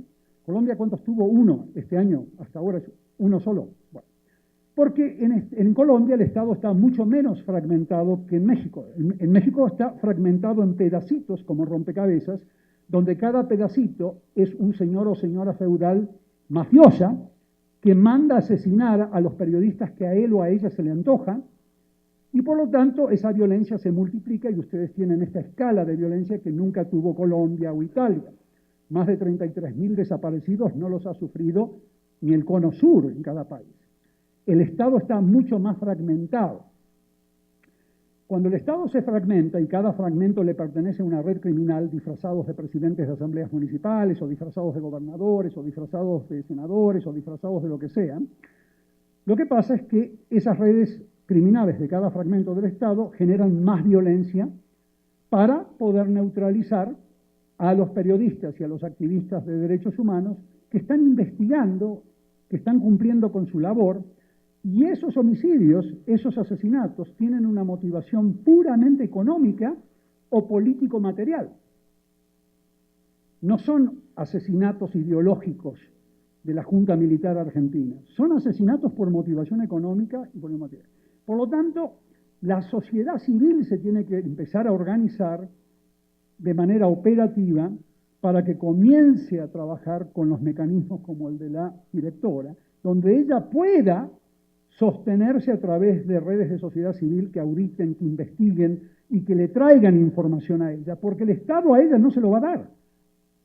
Vamos un poquitito adelante porque yo sigo hablando demasiado y se nos va a ir el tiempo. Ella tiene que elaborar en 10 días una evaluación de riesgo. En 10 días, ¿no, directora? En 10 días. Tiene que determinar el nivel de riesgo de las personas que denuncian, beneficiarias del periodista o del activista que dice, me están amenazando. Ella en 10 días tiene que determinar el nivel de riesgo de las personas beneficiarias. Tiene que ella proponer medidas con su equipo, medidas que integrarán el plan de protección de esa persona y que serán presentadas a más tardar en la siguiente sesión del Consejo de Evaluación, que conoce muy bien Pablo, en 10 días. Para elaborar esas 3 tareas en 10 días que ustedes tienen ahí, que le indica la ley, ella tendría que tener al Servicio de Inteligencia Mexicano, CIDE, tendría que tener a la UEDO, la Unidad Especializada de Lucha contra la Delincuencia Organizada, tendría que tener a unidades de investigación patrimonial en cada estado, que no existen en México, son vacíos de estado, tendría que tener a la Secretaría de Hacienda, a través de sus unidades de investigaciones económicas. Cada una de esas instituciones, a veces aduanas, cuando se trata de una organización criminal, con un representante de cada una de esas organizaciones, una persona sentada al lado de ella, para que ella pueda coordinar esas medidas y evaluar los riesgos. Directora, ¿usted tiene esas personas sentadas al lado suyo cada vez que...? En cada caso en donde un periodista o una defensora de derechos humanos acude al mecanismo, ella debería tener un pool, como dicen los italianos, de representantes de cada una de esas instituciones trabajando. ¿Ella puede tener esto en un Estado mafioso como el mexicano? No. Por lo tanto, ella tendría que hacer lo que hacían al comienzo en los años 80 en Italia, que es sostenerse a través de redes de sociedad civil que le empiecen a dar información. Ojo, redes de sociedad civil valientes, porque en vez de estar dando discursos en el Sheraton y en los hoteles 5 estrellas, como están haciendo todos los amigos de, bueno, no quiero mencionar más nombres, entonces en vez de estar haciendo eso, tienen que estar dedicándose a infiltrar, a investigar, para que creen un pequeño expediente que ella después pueda usar para llevar adelante. De lo contrario, esta ley jamás se puede implementar, jamás se puede aplicar. Adelante, por favor. Bueno, no quiero entrar en detalles técnicos. Esta es la ley, básicamente. Sigamos un poco adelante. Lo que está ahí no lo estoy inventando yo. La ley está muy bien, es una ley conceptual, con estructuras organizacionales bien establecidas. Hay un organigrama del mecanismo, se mencionan a las demás instituciones, pero no se les obliga a las instituciones que yo mencioné antes, ¿se acuerdan? PGR, WEDO, Unidad de Inteligencia Financiera, etc. No se las obliga en esta ley a brindarle información a ella para que ella pueda identificar a la red criminal que está generando los riesgos con los cuales ella tiene que escribir el reporte de evaluación de riesgos. Entre el 90 y el 99% de las amenazas y asesinatos de periodistas en México hay una red criminal ligada al tráfico de personas, al tráfico de armas, contrataciones públicas mafiosas. Siempre hay eso. Entonces, lo que ella está enfrentando es delincuencia organizada. ¿Entienden lo que les estoy diciendo? Y sin que las instituciones del Estado estén colaborando y le sigan echando la culpa a los Estados Unidos por las drogas en las escuelas y todo el verso que les contó Campa antes, mientras no estén ustedes como mexicanos cubriendo esos vacíos de Estado que algún día los van a tener que cubrir para que sus hijas e hijas no sigan siendo violadas y desaparecidas. Mientras ustedes no admitan, como funcionarios como Campa, que no admitió, que él sufre de 45 instituciones inexistentes en México que deberían existir para combatir a la delincuencia organizada, no van a poder ver el principio del fin que Colombia sí está viendo. Colombia está lejos de salir del infierno, pero comenzó a transitar hacia la salida. Esa es la cuestión que yo les quiero traer. Adelante, por favor. Bueno, ya esto se los comenté antes, así que avanzamos. Necesitan insumos de inteligencia, ya se los comenté antes, avancemos, por favor. Las medidas precautorias ya las mencionó acá mi colega Pablo. Ustedes tienen que implementar la Convención de Palermo contra la delincuencia organizada, además de las convenciones que ya les mencionaron antes, para que disminuya el índice de desaparición y de asesinatos de periodistas y de activistas. De lo contrario, no van a poder disminuirlos, van a seguir aumentando. En México vienen aumentando. Vayan para que no piensen que yo estoy simplemente relatándoles al sitio de internet de Reporteros Sin Frontera, y ahí van a ver las estadísticas de violencia contra periodistas, no activistas de derechos humanos. No hay un índice internacional confiable de violencia contra activistas, contra defensoras de derechos humanos, lamentablemente. Así que ahí van a ver solo periodistas, y van a ver dónde está ubicado México y cómo ha venido empeorando en los últimos 10 años. Ellos tienen datos desde el año 2002. Reporteros Sin Fronteras, o Reporters Without Borders, está en inglés también. Adelante, por favor. La evaluación final de todo mecanismo de protección integral debe consistir en medir a través de series de tiempo. Series de tiempo son números donde uno quiere medir, por ejemplo, asesinatos para cada año. Entonces, cuando tú ves la serie de tiempo, ves asesinatos en el 2002, 2003, 2004, series de tiempo. Mis colegas colombianos le van a hablar de los indicadores de efectividad, de eficacia, los indicadores de oportunidad aplicados a los mecanismos per se. Yo me dedico a evaluar cómo los mecanismos colaboran con otras instituciones para desmantelar a la red criminal que está secuestrando y asesinando a periodistas y activistas. ¿Se entiende la diferencia? Entonces, el trabajo interno al mecanismo se lo dejo a mis colegas colombianos.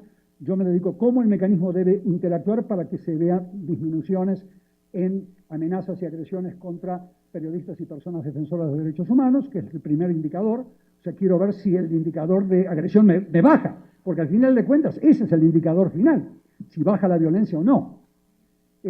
Proporción de casos que llegan al mecanismo, que creo que ustedes llaman el índice de oportunidad, colega colombiana, o sea, cuánta gente llega al mecanismo, la proporción de casos que llegan al mecanismo en donde a través de resoluciones judiciales coordinadas junto al mecanismo se eliminó la agresión, o sea, se desmanteló la red criminal que generaba la agresión contra periodistas o activistas.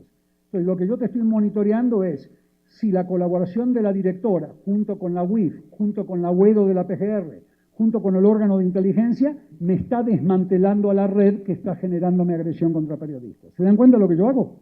Yo le hago el seguimiento al tema que va más allá de la eficiencia del mecanismo en sí mismo, que es muy importante, pero yo también me tengo que dedicar a lo otro que está afuera. Estos indicadores que ustedes ven ahí, yo los mido en cada país y veo si el mecanismo funciona o no, no con base solamente a la buena voluntad y a la idoneidad del personal del mecanismo, sino también a la colaboración de las demás instituciones. Sin esa colaboración, no hay forma que este mecanismo pueda lograr resultados positivos. Entonces, en los países que yo trabajé, como Afganistán, a mí les voy a contar una historia emotiva. ¿Cuánto tiempo tengo? ¿5 minutos? 5 minutos. En Afganistán yo estaba trabajando en la frontera entre Irán y Afganistán en una ciudad que se llama Herat. Y en Herat había un grupo de mujeres, madres casi todas, que habían hecho un objetivo de su vida. La razón de su vida de que sus hijas puedan ir a la escuela y puedan acceder al sistema de salud pública. Ustedes conocen la condición de la mujer en muchos países islámicos, no en todos, en algunos. Ese era el objetivo de estas mujeres. Y yo estaba trabajando, ya no trabajo más, en los países donde la ONU realmente funciona, y no como acá que se la pasan tomando cócteles en Polanco. Perdóname, Pablo, que yo los critique tanto, pero estoy comparándolo a los que sí trabajan de la ONU en otros países. En donde, como ONU, lo que nosotros teníamos que hacer era crearles un cordón de seguridad y de asesoría técnica para que ellas puedan hacer su trabajo mejor. ¿Pero qué? ¿Éramos nosotros nada más los que ayudábamos? No, teníamos al ejército de la OTAN que brindaba el anillo de seguridad para que nosotros nos podamos mover, si no los talibanes te asesinan en pocas horas. Y de hecho asesinaban a varias de estas mujeres. La labor de estas mujeres era solamente reportar a los hospitales y a las escuelas en donde no se les permitía a sus hijas entrar y verificar que los servicios que se brinden sean adecuados. Fíjense ustedes lo que hacían estas mujeres en el medio de una guerra. Auditar y trabajar con la ONU para generar presión internacional, apoyo de recursos y para lograr que, este es un tema de género, bueno, este es el tipo de trabajo que ustedes deben hacer con el mecanismo para que ella pueda trabajar mejor, dados los vacíos de Estado que yo mencioné antes. De lo contrario, ningún mecanismo puede sobrevivir más allá de su nombre y de la buena voluntad de sus miembros. Los recursos presupuestarios con los cuales la directora cuenta están a propósito a niveles paupérrimos, de bajos, para que el sistema no pueda funcionar. Es una irresponsabilidad institucional que una asamblea legislativa apruebe una ley que por diseño presupuestario no puede implementarse. Eso es el análisis económico del derecho, mis amigos. Entonces entiendan un poco lo que nos estamos enfrentando para que podamos avanzar.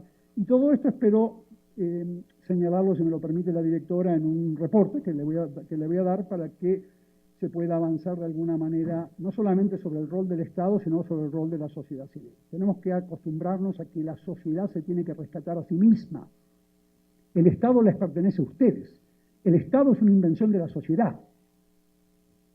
Pero si el Estado está capturado, mientras tanto, ustedes tienen que ser los que auditan, los que gestionan bienes. Tienen que comenzar ustedes a trabajar. Y en ese sentido quiero dejarles con un mensaje positivo, porque el mensaje es positivo. Sabemos lo que hay que hacer para que asesinen a menos activistas, a menos defensores de derechos humanos, a menos periodistas. Sabemos lo que hay que hacer. Hay 45 instituciones institucionales, de las cuales Colombia implementó 38. Les faltan otras 7, que después podemos hablar. Pero a Colombia le va mejor que a México. Está reduciendo la delincuencia organizada. Adelante, por favor. La última y ya me voy. Esta última tabla, que lamentablemente es chiquita la pantalla, entonces no la pueden ver ahí atrás, lo que yo relato es cómo los países reducen la cantidad de violencia contra periodistas y activistas de derechos humanos, que es la última columna. En algunos de estos países que yo coloqué ahí, Chile, Eslovenia, Indonesia, redes criminales no asesinan periodistas, por lo tanto es cero, no existe. el delito. No hay asesinato de periodistas en algunos países. Los había en Colombia, y los hay en Colombia, y los hay en Brasil y los hay en México. Entonces le hacemos el monitoreo a ese indicador y vemos qué factores ayudan para que la violencia disminuya. Y los factores que hacen que la violencia disminuya están a la izquierda, en las columnas de la izquierda, hacia su izquierda.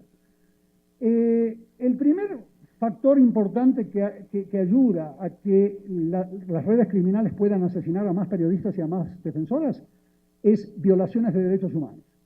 Cuando las autoridades violan derechos humanos, torturan, allanan casas, etc.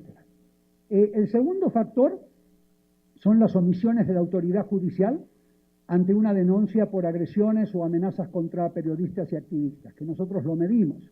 Esas omisiones están bajando en Brasil, están bajando en Colombia y están aumentando en México. Esto lo hacemos a través del análisis de causas judiciales. Estos indicadores no son de percepción. Evaluamos a través de las causas, de las denuncias, qué es lo que hace o no hace el sistema judicial. ¿Se entiende? Entonces puedo tener un indicador objetivo de lo que no se hace. En la tercera columna es el cambio porcentual en delincuencia organizada. Los delitos, la violencia contra periodistas y defensoras de derechos humanos está directamente vinculado no solo al tráfico de drogas, como dijo Campa, no. Tráfico de personas, tráfico de migrantes, tráfico de órganos, explotación sexual de menores, contrabando, piratería, inversión mafiosa en contrataciones públicas, compra de bonos públicos en Coahuila a través de dinero sucio mafioso. Ojalá fuese como dice Campa, que todo el problema es drogas. Droga es una de las 23 pesadillas que ustedes tienen medida en esa columna que está ahí de delincuencia organizada. La forma en que lo medimos está publicado en un artículo donde cuando yo trabajaba con la ONU hace muchos años, publicamos un artículo con la ONU en donde señalamos cómo se mide delincuencia organizada con indicadores objetivos. Los que estén interesados me avisan. Aumento, y ahí vienen ustedes, a un porcentaje de aumento en las redes de sociedad civil que decomisan, que gestionan bienes decomisados, que auditan a las autoridades. ¿Recuerdan todo lo que les dije? Ahí lo estamos midiendo. Estamos midiendo si aumentan esas redes o bajan. Si aumentan esas redes, la delincuencia organizada se ve más impedida que antes. Por lo tanto, hay menos violencia contra periodistas y contra activistas. Y la última columna son los decomisos. O sea, ¿cuánto se le decomisan a estas redes criminales compuestas por políticos, empresarios? Ustedes están acostumbrados solamente a tipificar causas penales por delincuencia organizada contra Chapos Guzmanes. La verdadera delincuencia organizada en este país, como en Colombia lo estaba, es la política. Es la política y son los empresarios legales. El Chapo Guzmán es un pie de página comparado al poder de lo que ustedes van a ver cuando se comiencen a procesar estas causas. Y de ahí vienen la violencia contra las Lidias Cachos de este país. De ahí viene. Lidia Cacho no sufrió una violación a sus derechos por parte del Chapo Guzmán o de los Zetas. Fue a través de los funcionarios de más alto nivel de este país, con impunidad. Bueno, cada uno de los asesinatos de periodistas mexicanos que ha ocurrido en los últimos 10 años es similar al de Lidia Cacho. Y los dejo con esta aseveración. Y ahora veremos si alguien me viene a preguntar, ¿quiénes son? Pues yo veo que en este país nadie te pregunta nada. Yo puedo llegar y decir que me pregunten quiénes son.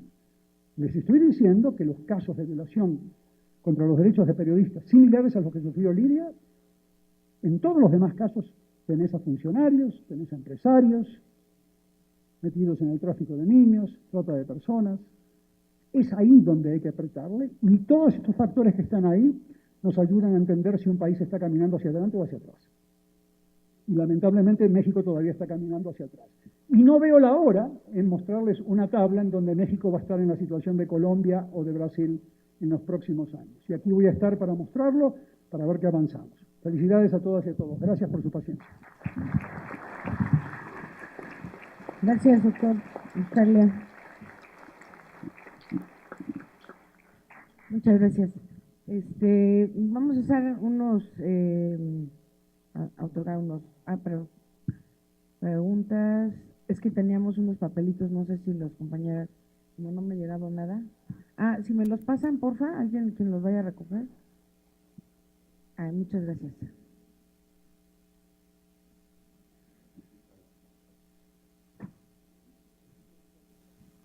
si las compañeras del mecanismo, compañeros, me ayudan a recoger las preguntitas. ¿Cómo hacer que un mecanismo, para los dos, cómo hacer que un mecanismo de gobierno para la protección pueda hacer su trabajo como cuando el gobierno está infiltrado por esa red que se debe combatir? En la práctica, ¿cómo obstruye la creación de los mecanismos locales la protección? ¿Cómo entonces podemos encuadrar los estados, las acciones para la protección?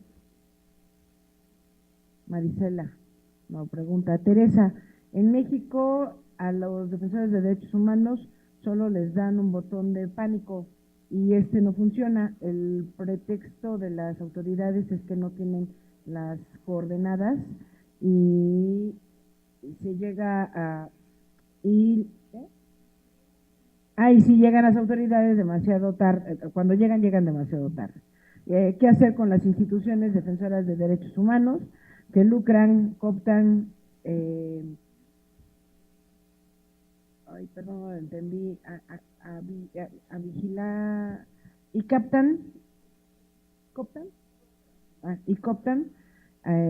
para tener privilegios con las autoridades y cooptan activistas, ¿verdad? Perdón, don Carlos, que no entendí su...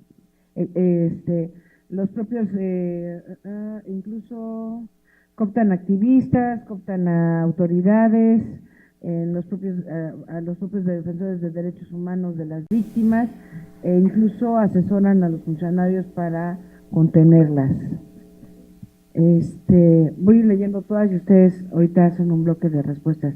Se está haciendo ya algo en contra del Pacto de Política de Impunidad, en específico la Ciudad de México y la Secretaría de Seguridad Pública, donde impera la corrupción y el abuso de poder.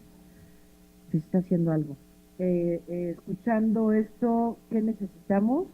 De derrocar al gobierno, que es justo nuestro principal órgano de descomposición y de delincuencia. Esas son preguntas que están, o comentarios. Bueno, yo creo que todas van en orden al funcionamiento del mecanismo. Me gustaría contestarlas por ahí. Yo creo que, como dice Edgardo, no es falta de voluntad de los funcionarios que están al frente de tanto del federal como de la Ciudad de México, el caso de Pati Colchero, que van a tener la oportunidad que la tengan por aquí. Me parece que es mucho más profundo, mucho más de gran calado. Creo que es un asunto en donde no se puede proteger a quien no se conoce, para empezar, y entonces hay que conocer a las personas, y en este país pues somos bastantes, como para que una pequeña oficina pueda tener capacidades, como se ha dicho ya, a propósito de investigar, de saber quiénes están. Y hay que reconocer también que no tienen carácter vinculante, o sea, la investigación que está teniendo la Secretaría de Gobernación, porque es Secretaría de Gobernación, no tiene vasos comunicantes con el CISEN, no tiene vasos comunicantes con los espacios, digamos, de inteligencia que podrían tener más información. Entonces hay gente que está dentro de la oficina, en la tercera unidad, haciendo pequeñas investigaciones sobre quién es fulano de tal que recibieron la llamada de amenaza, para saber un poco por dónde puede estar.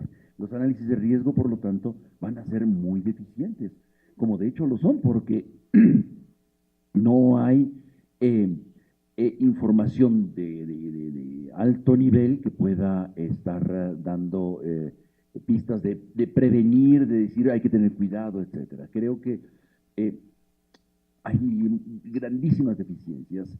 Entonces, por ejemplo, este año no hubo recursos para el mecanismo federal, hasta el extremo de que se está agotando el fideicomiso. Ahora, ya por la presión sociedad civil, en el 2018 sí hay un presupuesto, por ejemplo. Entonces, cooptan las cuestiones de los pactos. Bueno, Edgardo lo hable más claramente, pero simplemente para decir,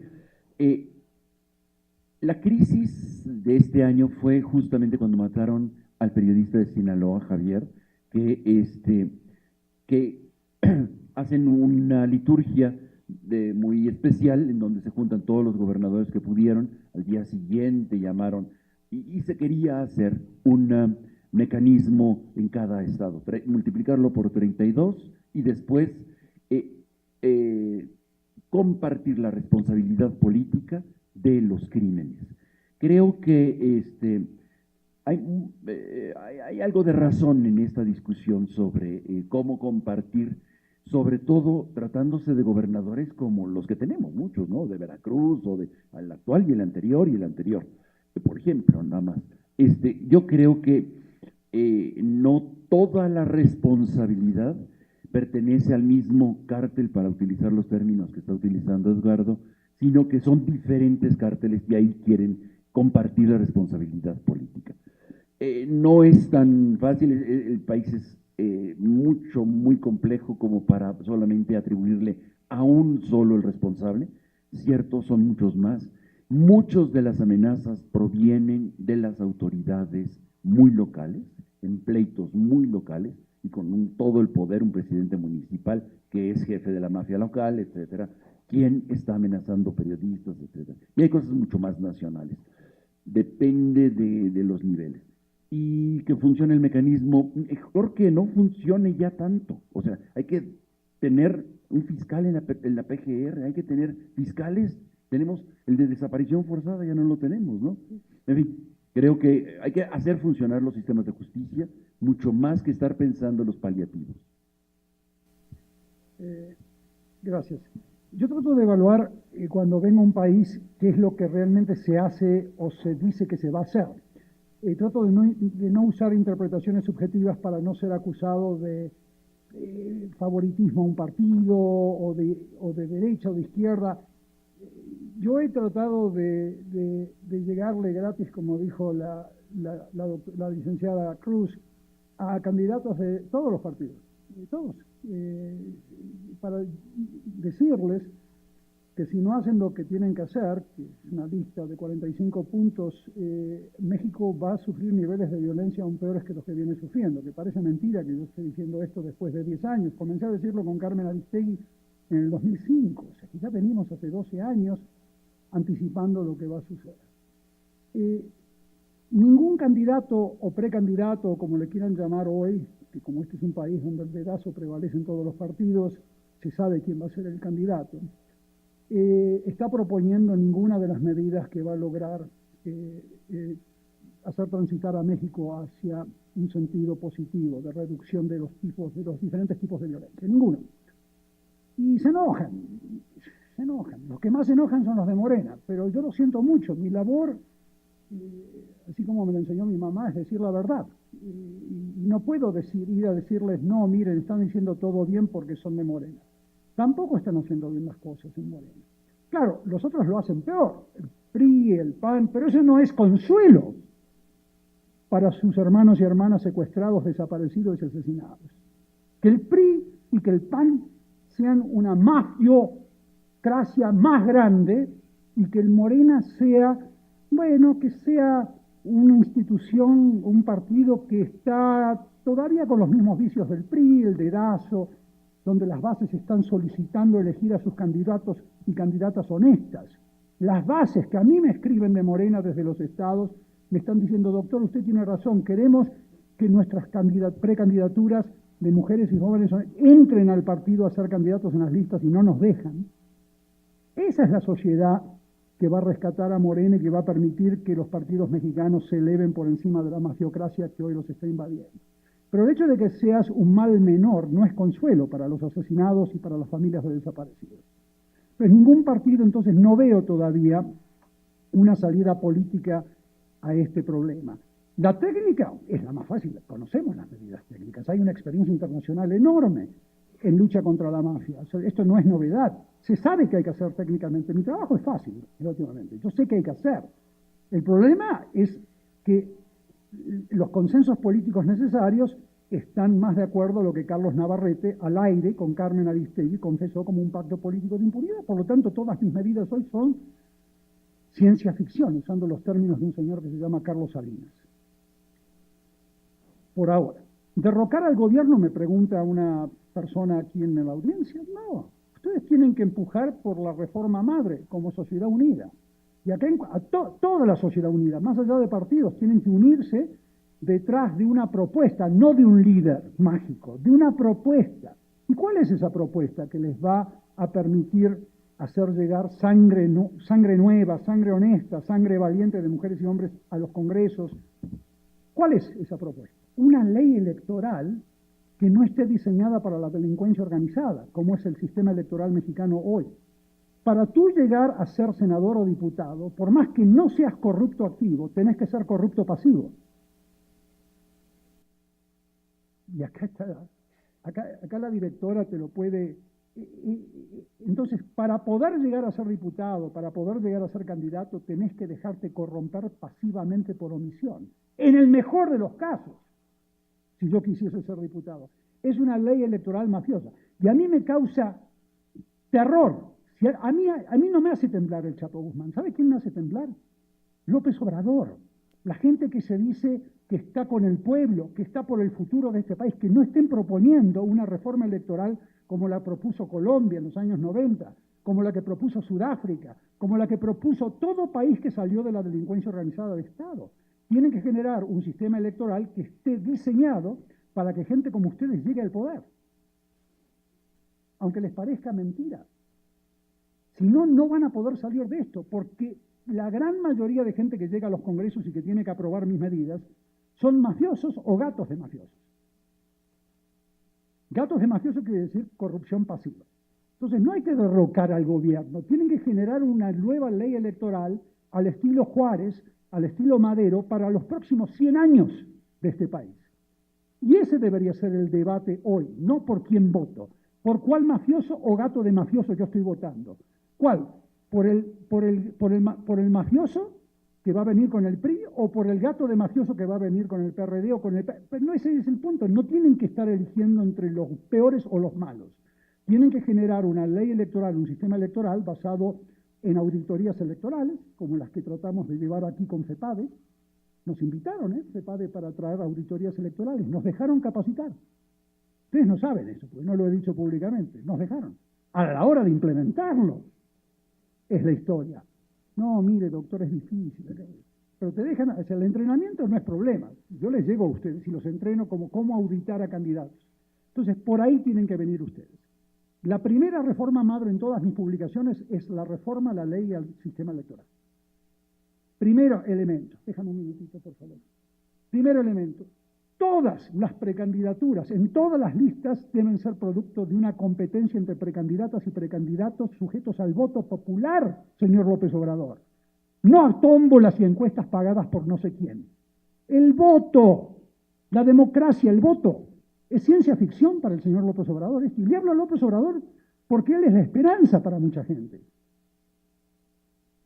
Los demás son incorregibles, me parece. Entonces, a ver, el voto, ¿cómo haces para que las listas de candidaturas sean el producto de votos auditados por la sociedad civil? El proceso electoral auditado. Así funcionan las democracias de Francia, de Alemania, de Canadá. Si no hacen eso, las listas ya vienen con mafiosos incluidos. Entonces, no se resignen. No se resignen. No se resignen a votar por el peor, el malo o el mediocre. Cambien el sistema para que las listas reflejen realmente la voluntad ciudadana de ustedes. Porque de las listas salen esos senadores y esas senadoras, y salen esos diputados. Si las listas ya están mafiocratizadas, porque salen de dedazos, o de tómbolas, o de encuestas. Cuando yo tuve un debate con un señor que se llama Ackerman, estaba mudo en el debate. Lo pueden ver por televisión, 1 hora y media debatiendo. Mudo se quedaba, no podía debatirme estos puntos.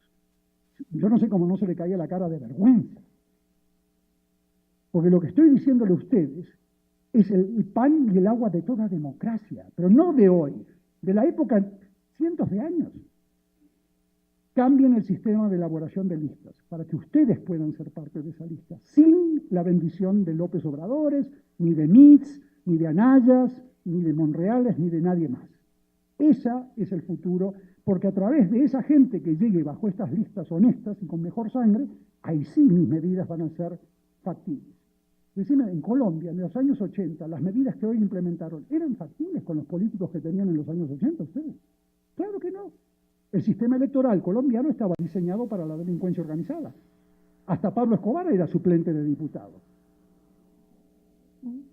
Hoy reformaron el sistema los colombianos. ¿Es perfecto? Claro que no. Todavía hay corrupción. Pero es mejor que antes, claro. Llega gente honesta como ella. Si quieren ser diputados o senadores, hay más probabilidad de que lleguen que antes. Esa fue la reforma colombiana que hizo posible después la reforma judicial. Porque las reformas judiciales que ustedes han estado votando a través del Congreso son reformas judiciales mafiosas. Porque ¿quiénes las votan? Los mismos tipos que entran a las listas a través de dinero mafioso. ¿Esto es ciencia ficción? No, lo pueden lograr. Ustedes mexicanos han logrado cosas mucho más grandes que estas a través de su historia. Mucho más grandes. Han logrado establecer un sistema de protección a derechos laborales que fue imitado en todo el planeta. Ustedes no son conscientes de eso porque se ven a sí mismos hoy. Argentina, Ecuador, Uruguay copió la ley laboral mexicana de protección a derechos. Tienen que volver a hacer lo mismo, se tienen que elevar. Pero nuevamente, esa presión para esa ley electoral no va a salir de Manlio Fabio Beltrones, no va a salir de López Obrador, no va a salir de Naya, va a salir de la presión de ustedes. Tienen que focalizarse en esa reforma y después las demás van a venir solas como efecto dominó. Gracias, discúlpame, Claudia. Gracias, doctor. Vamos para mis compañeros consejeras, consejeros van a hacer una entrega, un reconocimiento a su participación en este panel, en este seminario. Nos acompañará Diana López, consejera de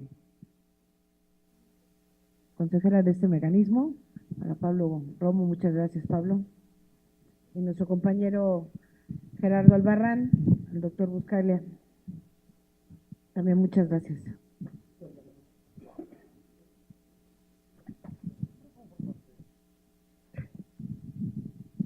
Sí, bueno, aquí nos dicen, nos angustiamos mucho y luego también nos dicen también qué hay que hacer, ¿no? Que eso también es lo importante. Muchas gracias. Ahorita seguiríamos con el siguiente panel.